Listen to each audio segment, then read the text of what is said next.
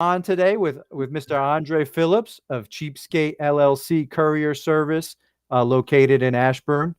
So Mr. Andre and I actually connected. He's in a BNI group here in Loudoun County, and I am, and I reached out to him, and we ended up setting this up. So thank you for being with us, support Northern Virginia today. Appreciate your time, Andre. Oh, thank you, Lou. Thank you, Lou. Good coming on today. All right. So I know even today, like we had a schedule at 11, you rechange it because you're out there hustling. Yeah. So tell me about Cheapskate LLC. When did you start it? So Cheapskate LLC, I started planning it in 2018, but it was only supposed to be about talking to people on Craigslist and couriering their thing, right? Because I remember I was talking to this young lady and she would always get in problems. She would always think, strangers try to talk to her when she's doing her Craigslist purchase. So she didn't feel safe. So I was like, okay, it's going to be a perfect time. But I was working in corporate, so I didn't really do much with it. Mm-hmm. Now, fast forward to the pandemic. And I remember in April, I live by two quotes in life. Two quotes. I talk a lot in quotes, but I live by two quotes. Knowledge speaks, but wisdom listens. And the second one is never let a good crisis go to waste. And I remember thinking about this, and I said to myself, Andre, it's time. This is your crisis. Yeah. And you see what people need. So I said, you know what? And in April, I told my company that I'm going to quit my job, my corporate job. Okay. And May 1st was the day I started Cheapskate. I didn't get my first customer until May 14th. I was just cold calling. And, I used to walk, even during COVID, I would walk around to people just trying to speak to them. And Dennis from Chantel's Bakery gave my first opportunity on May 14, 2020. Cool. I know Dennis. I run into him at the Sam's sometimes in the morning when I'm buying stuff for my catering business. He got his chef whites on. So I've seen. So your first customer, you're currying stuff for a bakery. Yes, that one first of all. Okay. And so May, okay, so there's about 14 days there. You're probably going, did I make the right decision? I'm sure there was some sleepless nights, right? Sorry, go ahead, Lou. No, and so can you talk to me about, because that leap of faith of going, okay, we're in a global pandemic. Obviously, people didn't know how long this was going to last. And so that's a lot of that's stress right there, external. Yeah. But you said, okay, not only am I going to be okay with this, I'm going to quit my job. And yes. I'm going to start a business where no one knows about me, and I'm going to go knock on doors in a pandemic. So like, can you talk to me about your mental state to get to that? Because that sounds like huge leap of faith. So I think, I read this book. I love reading. So I read this book called Immigrant Edge. And the whole thing about Immigrant Edge is that when you come here from America, when you come here from another country, so I'm from Jamaica. I came here in 2016. But I came here with no job, no place to stay or anything like that. And I used to wax cars. So when you come here, when you have no family here, really, you have that mindset where you feel like things can get better. You feel like, okay, it's rough now, but things will get better. Mm-hmm. And you're automatically a risk taker. So I love taking risks. Mm-hmm. And that happened. No, during those 14 days, the crazy thing about that, when I quit my job, I had another job. So the first day, I think the 14th was a Thursday or a Friday. Mm-hmm. I got a job offer to move to Nebraska. I got the offer. And send me the information, and the guy said, okay, Andre, look it over the weekend and talk to him back on Monday. That was the biggest mistake that guy made, because I was going to run the operation there. He made a mistake. What he made me do was, not only did I get my first customer, no, on the weekend I was busy. So I saw that the business could pick up. Mm-hmm. So on Monday morning, I told him no. But during those 14 days, I was optimistic, but I was nervous at the same time. I had some money saved up, but I believe that things will eventually get better. So I was just, okay, you know what, Andre, just keep on working hard, and eventually somebody will take a chance on you. And let me say, Chantel from Dennis took a chance. I'm grateful. It was rough, but you have to think about, you can't think, I think short-term loss for long-term gain. Yeah. So working now, but if you keep at it, something will come out of it. Good. No, I love that, because I think it's that long range belief that all entrepreneurs have, because clearly it's not today you're going to be beneficial when you start a business. I mean, there is so much to go through, and even this week, I don't know if I mentioned to you, I actually have a catering business. Yes. And just this week, right, I have 4 employees. One of them died of a heart attack, young woman. I mean, but just these unexpected situations where you never think you'd be there, right? But you are, and not only do you have to run the business, pay your employees, grow your business, but now it's almost like a death in the family, right? And so there's just a whole, but and sorry to shock you on that. I mean, but we felt the same. No, we felt the same way. It was just like, but my point is, this is what happens, and this is the reality of small businesses. Like, these are some of you get faced in situations where there's no amount of like preparation going into it that you're going to know. You just have to get in there, get dirty, and believe that things will get there. And I think that's why I wanted to talk to you today, because I know you've got an incredible mindset of positivity. And I also think when you're positive and you put out positivity, you attract positivity, so how, so March 15th, or May 15th, you're starting to work. And then are you still by yourself? Are you doing everything? Do you have anyone helping you at all? Or? No, I had no one. I had no one helping me. I would go there. I would be on social media. I would go out there during the days, go speaking to people, walking, knocking on doors. Obviously, that was the starting of the pandemic, so no one really wanted to come near people. So I would was slipping what my service sheet I bought a print. No, I ordered from Staples about 200 flyers, and I was speaking to lawyers and different people, and I was slipping it under people's door. This is what we do when we're speaking from the door. I would be going on social media in the day, in the night, going to bed like 4 o'clock. I used to have a saying when I just started, rise and grind.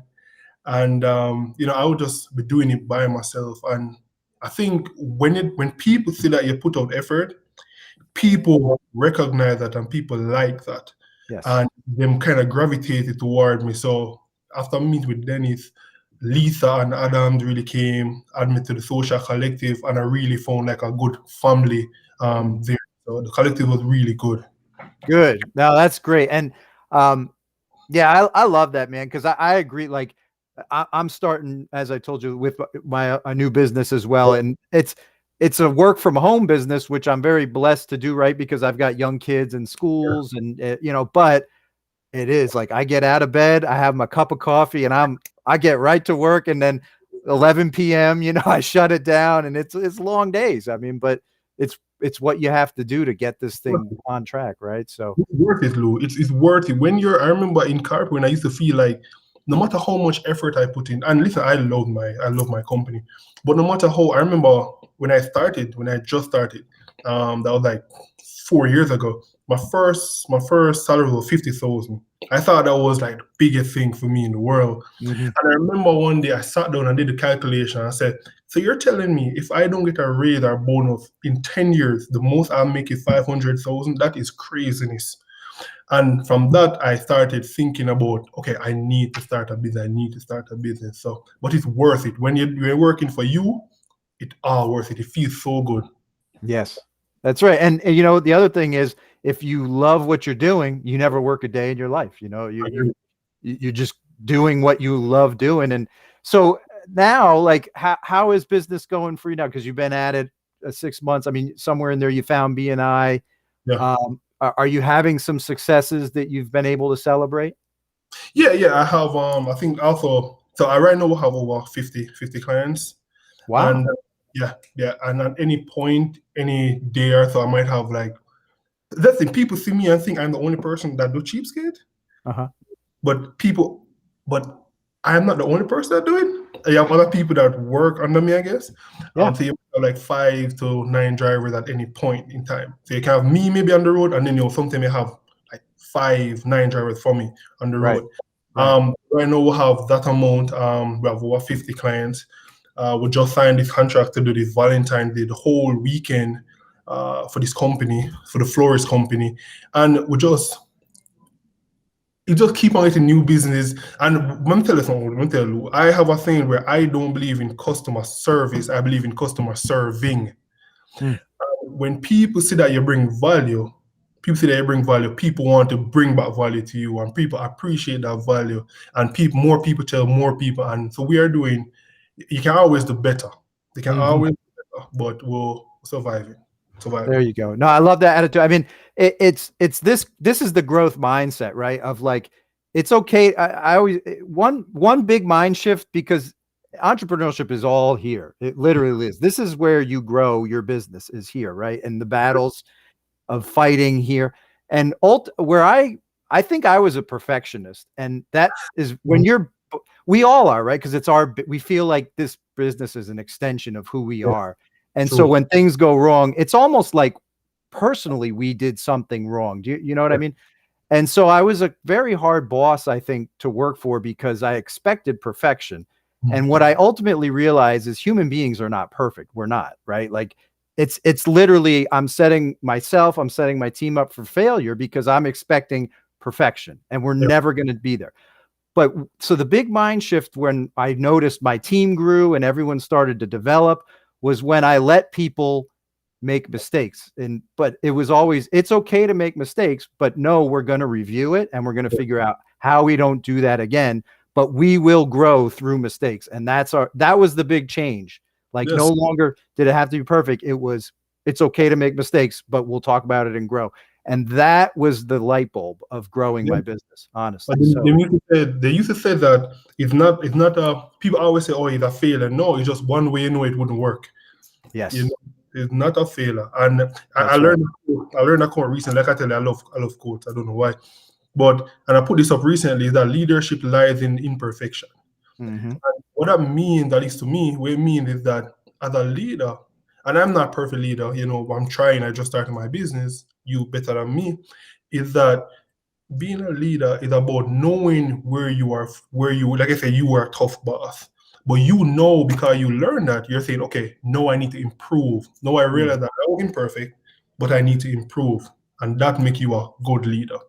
Yeah, it's showing humbleness and saying, I did this wrong, guys. I'm sorry that this is how I was. Yes. But I've reflected and I understand this isn't good for you. It's not good for me. And I don't want to do this anymore. So sometimes I'll say, if I start doing this, please let me know. Right. Like, cause it's a habit and I'm trying to change this habit, but I probably slip up too. Right. So, so great, man. So 0 to 50 clients, good for you. And I know right now you're trying to actively kind of promote for lawyers. So do you have any specials there? And like, what are you doing to market your business to 50 people? Because clearly something's working.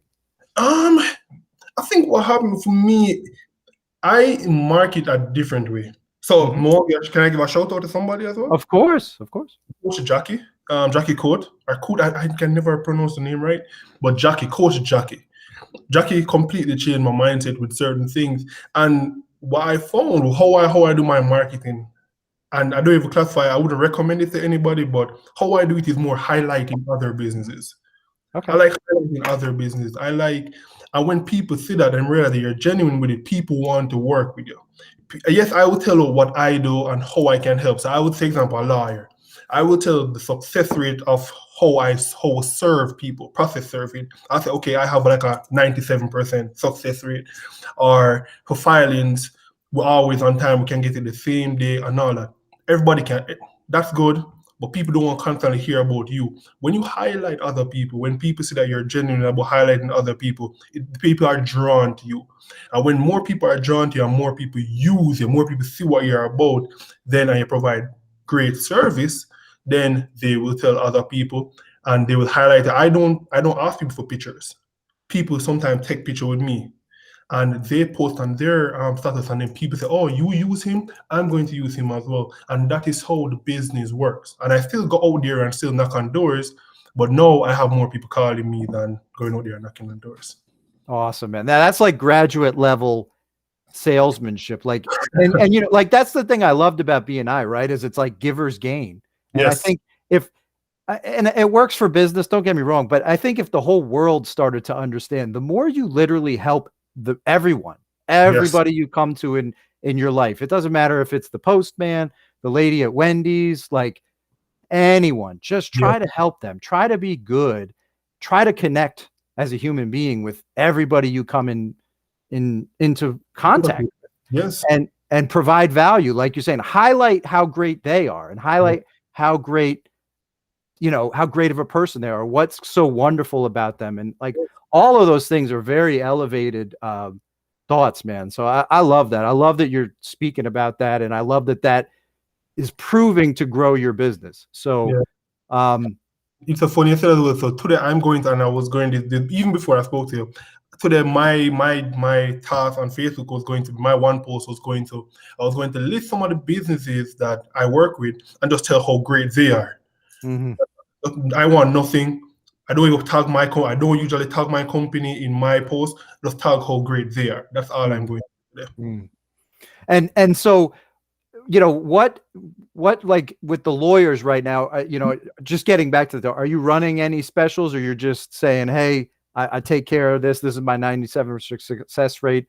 Do you have to run any discounts to get people, or, any of those kind of things? No, I don't think discount. I'm not crazy expensive. We're named Cheapskate for a reason. Yeah. Does anyone think with that name, like, bad? You know what I mean? Like, you're not going to do like, I think maybe at first, but I always tell people the Cheapskate, everybody know that have a weird connotation as being cheap, right? Yeah. I wanted to change that as not being cheap, is about someone that seeks value.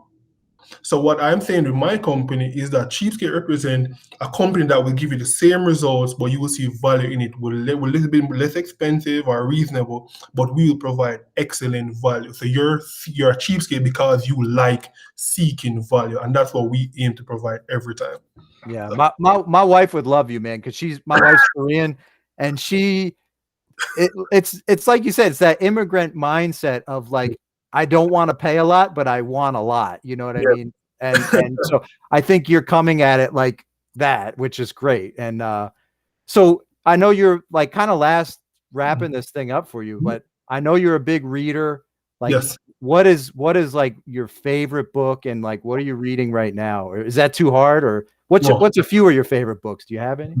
Let me say something what on the lawyers do. So in regards to the lawyers, so what we are doing though, we showcase our success rate. We tell you also in private process serving, I know a lot of lawyers like that. In private process serving, we usually get like a 97% success rate on the first try and getting the people, which is crazy hard. And also we get them like usually weeks before necessary. If they give us today, we will get them by the weekend, maybe, or 3 days usually. And the court filing, a lot of courier services that I know do not know how to file. And that's what a lot of people like what I do, is because like I personally do it, the filing, because it's so confidential. It's so important. I do the same exact day, which a lot of courier companies don't do. In regards to the books now, so my favorite of all time, let me give you 5. Can you get 5? Go for it, man. You know order. But so I just finished reading A Promised Land by Barack Obama. That was good, man. The only thing about that book is that it ended in 2011, but that was good, but it was very long. Another book is Good to Great. The CEO of my old company gave me that book. I went to his house and I just took the book from him. The other one is Blue Ocean Strategy. And what that talks about is that people need to stop thinking of 1,000 feet wide or 100 feet wide and 10 feet deep. They should think of 10 feet wide and 100 feet deep. What that means is that don't worry about quantity of customers. Worry about the small amount of customers, the quality, and know them deeply. Nice.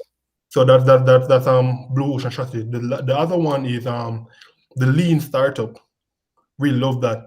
And then most definitely Immigrant Edge. The one I'm currently reading, which I'll soon finish by this afternoon or tomorrow morning, is The Vision Driven Leader.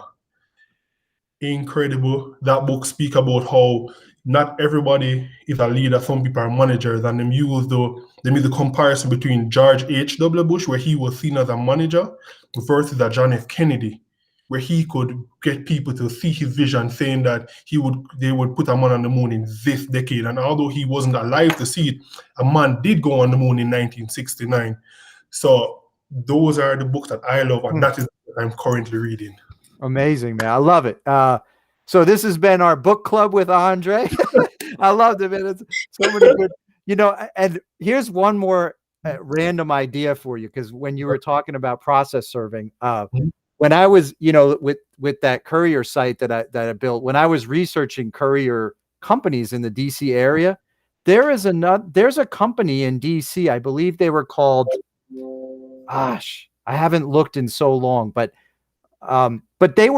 that part of their services were people waiting online at congressional hearings. And like, because they offered that, they got put into the Wall Street Journal, or like, just because it was such a only in DC kind of service. So, because I guess when people want to go and lobby at Congress, they need to literally stand in line, right? And these are busy people.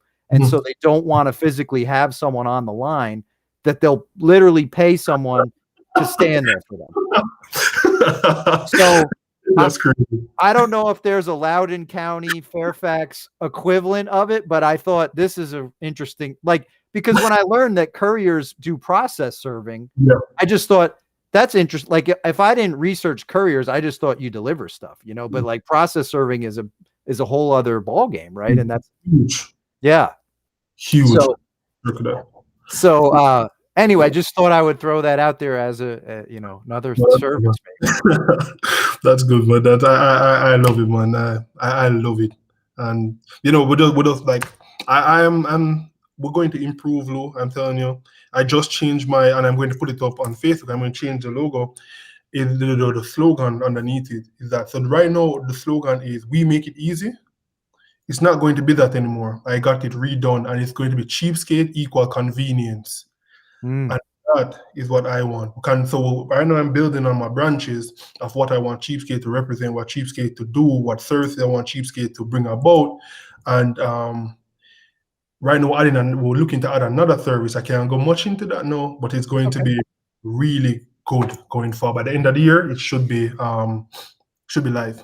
Well, here's the thing. Like, I've thought about this week when I've been talking to people. Is like, wouldn't it be interesting if again, like in 3 to 6 months, you and I sit down again and we have the same exact conversation, but it's more like sort of a moment, like a time capsule of your business. And then it's like in 6 months, hey, Andre, what's going on with Cheapskates? Well, actually, we rolled out this whole nother, whatever. And I think it's that journey that people need to see as well, of like, that's part of small business too, is like, you never stand still. And sometimes you don't even understand the amount of growth you've made until you like document it. Because I used to tell my employees, like in year 7, I'm like, guys, if you could take a time machine back to year 1 here, it was a disaster, and like, we've had to do so much to get to this point. And obviously you don't stop here, but it's just like, you're going up the mountain and you forget that you had to do this part and this part and this part. And so I think the documentating, whatever that word is. Yeah. So if you're up for it, man, I'd love to talk in 3 to 6 months and just check in again and just kind of follow Cheapskates as it goes. No, man, I would love to, man. What I do every Sunday, and this is just, so I do a thing where like it's a documentation. I do a thing every week, just talking to my future self. So I'm recorded every week since I started the company, and just say, okay, Andrew, what did you learn this week? I'm sure you are better now, but what did you learn? How can you improve? I'm gonna do that every Sunday on the dot. Every Sunday I do it, and I record it, and I keep track of it. And so that way, when I look back, when I'm a huge success, I can say, yep, I remember that day when I started. So well, what I see is, since you're such a big reader, I imagine you're going to create a book down the road. And I think you're already thinking along that now, like, let me document this so that I've already got material, right? And how do you do you just make a voice memo? Do you journal? Like, what is that about? No, no, I'm gonna really like get out because it's so personal. It's on YouTube, but I only have one subscriber, which is my mother, because I don't tell people. Okay. I don't want to blow up your channel, man. So I do it every Sunday. Yeah, a new video will post. Sometimes it's 1 minute, sometimes it's 2 minutes. It's just something really to me. It's personal to Andre. And just talking my own journey, talking to my future self. That's all. I love it. I love it, man. Well, it's great, man. Inspirational. I love your courage. I love your optimism. I love your vision. And best of luck to you, man. And I wish you nothing but the best, sir. Thank you, Lou. Thank you. All right. To you. Thanks for your time, Andre. Have a great day. You Bye. too.